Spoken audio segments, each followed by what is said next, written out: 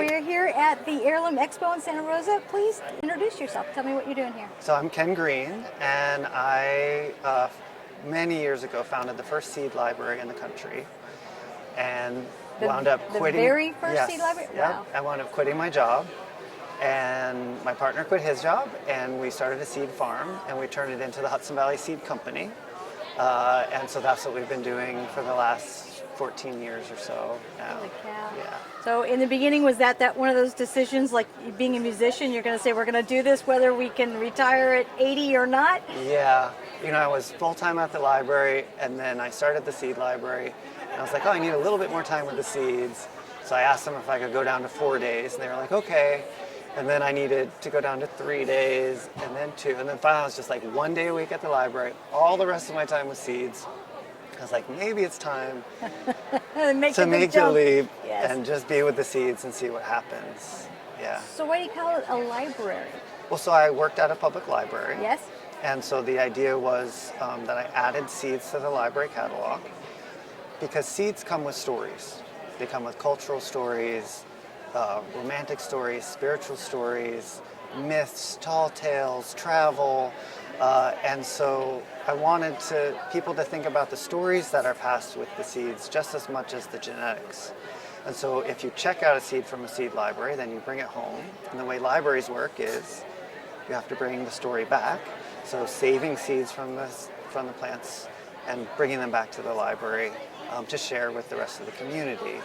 And there's over 400 seed libraries all over the country now. And at this event, we have our annual National Seed Librarian Summit, where we all get together and talk. But you know, for me, I turned it into a seed company, and so you know, people can buy seeds from us, and you don't have to return seeds to get seeds from us. But this is one of the problems with doing something that has a great value to it that might not be a monetary value. Mm-hmm. You have to make it economically viable. Yes. And you've succeeded in doing that.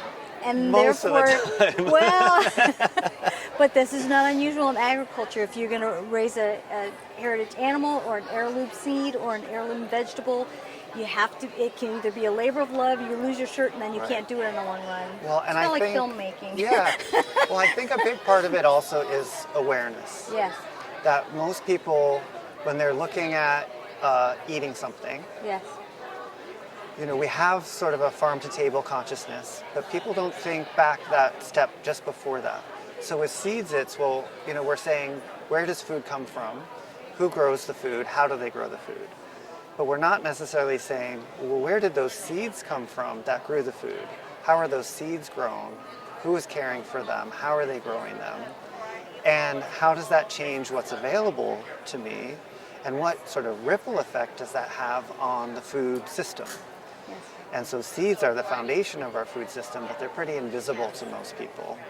And so the idea of all this diversity that we're losing, so loss of genetic diversity, is really because of lack of transparency in the food system. So if we don't know where our food comes from and where our seeds come from and what that means, then whoever's controlling that, which happens to be large corporations for the most part, are narrowing what our choices are, which is narrowing the diversity of what's available to us. So for us as a seed company, we're all about bringing that diversity back.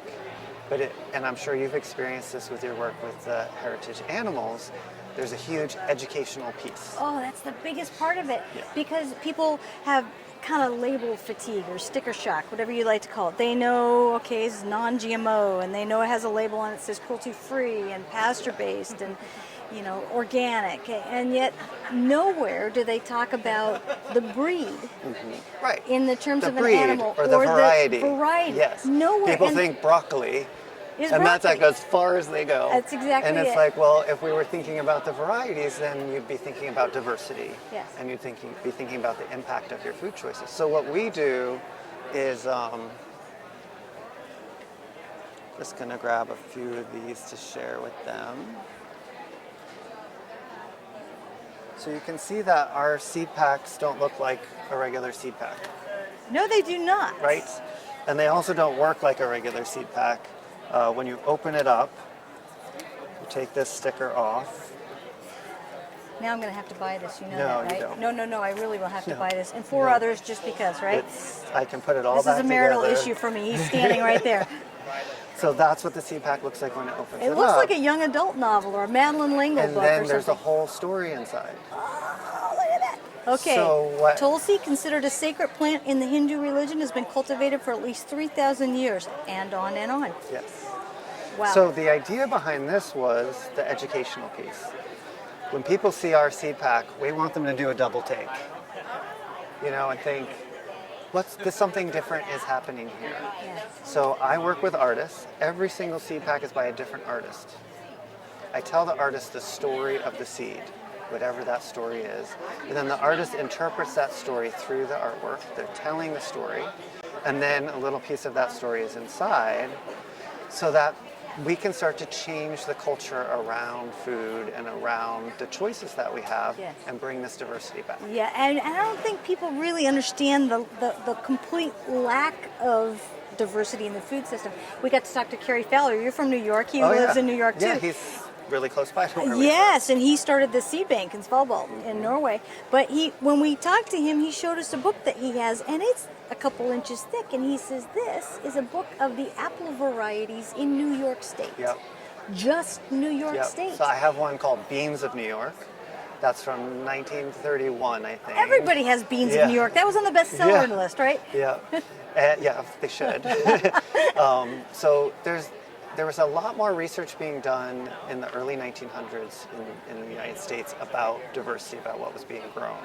We have lost, I think the statistic is close to 80% of the plant diversity in terms of what's grown on farms in the last 80 years. But you're at a place right now at the Heirloom Expo where there's a whole lot of people, there's a big community of people working to bring all of that diversity back. And the way to bring the diversity back is to get the seeds into the hands of gardeners, into the hands of farmers, and get them excited about the flavors and the stories and the diversity and the color and the beauty of all this diversity. And so it's like, we come all the way out from Hudson Valley, New York, to California every year, last 8 years since the first year of this event, because this is the only place that I come where we're surrounded by a whole bunch of people who are doing the same kind of work. Yeah, the same and yet completely different in many ways. Yeah. Okay, so if you have people that say, okay, I'm not as interested in the story, I'm not as interested in all this, if you had to say this is why seed diversity is in your self-interest, what would be the answer? Well, for most people, it's through their taste buds and into their stomach. Very valid. Although for other people, I think it's beauty as well. Yeah. So we have flowers, we have herbs, we have vegetables. It's a pretty large collection. Yes. But for a lot of people, they're tired of the commercial flavors, the very bland palate that's offered at a grocery store. They're starting to go to farmers markets, and they're discovering that things taste better. Yes. And actually they're better for you. Yes. As well. And so for a lot of people, just trying something that's going to have a new flavor gets them really excited. But the artwork has been interesting too, because some people come in and they'll check out and they'll be like, I chose this for the artwork. That's how you get them in the door. And It I'm doesn't like, matter that's how. great. Yes, yes. Because now you're trying something that you wouldn't have tried before. Yes. The artist inspired you either through beauty or through the story to want to try something new. Yes. Yeah, I think I a couple of years ago when we were in Portland, I had an heirloom tomato, and it was a purple, gorgeous slice of heirloom tomato, and I put it on the par with steak in terms of and I'm a steak girl, I'm a beef girl. Mm-hmm. It was the most amazing tasting thing, and it was light years from a tomato. Mm-hmm. That we consider to be a tomato. So you've got to try the Paul Robeson. If you like that kind of... I have to buy a second one? No, you don't have to buy it. If you like it, something that you can get a nice thick slice out of and feel like it's substantial and really just incredible flavor. This is a very like rich, complex, very deep flavor. Deep is the where word, like yes. you're tasting it and then there's like more flavor and like I can feel it right now. Salivate. Just like Yes.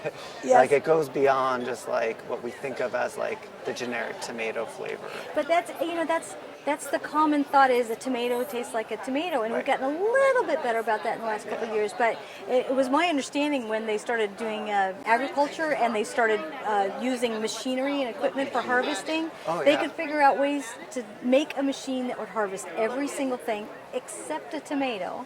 And so therefore, instead of trying after years and years and years to make a harvester that would match the tomato, they just made the tomato sturdier, That's and true it of most sucked of our the taste vegetables. out of it. That's Yes. true of most of our Yes. vegetables. Yeah. But our taste buds are saying that is tomato, when really that's just the tomato going to market concept. That will go in the back of a truck down I-5. We're all the way up here, I-5 North. Big trucks of tomato, just full of tomatoes. I don't know about you, but I can't even get it from the store to home without denting a decent tomato. I don't want to sound snooty because I am not a food snob at all, but during the winter, I just don't eat tomatoes. I eat tomato sauce, I eat canned tomatoes. Once you start eating a fresh homegrown tomato or from your farmer's market that has this kind of story with it and this kind of flavor profile, it is really difficult to go get a sandwich in the winter that has a generic story. It just, you're like, what is this? It like doesn't taste like anything. I agree. So I kind of have a bit of a tomato fast during the winter, and I wait until they're ready. And I just have to say, I'm so glad that you're talking about the story behind it. We came up here and we talked to Bob Quinn, who does the Grain by Grain book right now. And one of the things that he was telling us about is the story of getting the grains. It's a Koreshian, I can never pronounce that. It's the type of wheat that's from Iran originally. And it has a great gluten difference from today's wheat. And so people that are less gluten tolerant can handle this kind of wheat easier in general. But he tells us the story of finding it in a coffee can, and from that his dad got it from the state fair, and you know. We have so many stories in this collection like that. You know, things that would have been gone except for one person who thought, this is important to me. It's either because they had a personal connection or a family connection or a cultural connection, or they just noticed that a food that they love was disappearing and said, I'm going to start saving seeds from this. And that one person is the reason that variety still exists. And in today's homogenized society, differences and meaning add to our lives in an amazing way. Yes. So true. Okay, so if somebody wants to find you, how do they do it? So our website is hudsonvalleyseed.com, and our main business is selling seeds online. We have a print catalog too we can mail out, and then we come to a few events like this, not too much. So hudsonvalleyseed.com is the place to find us. Well, I'm going back in October to the Hudson Valley, and I'm going to come and arrive on your porch. Yes, we'll show you how we grow the seeds and how we clean them and thresh them and winnow them, and the seeds that need to be fermented and how we dry them down and how we store them. I'll show you the whole process. And I'm assuming, especially if it's the Hudson Valley, you have dirt that one wants to just get down and roll in. We've done a lot of soil work where we are, so. The way real dirt is supposed to look. Yeah, it's good stuff. Wonderful. Well, thank you so much. We appreciate it. It's been wonderful. Thanks. I'm sorry I'll have to buy 5 or 6 packs, or maybe 7 or 8.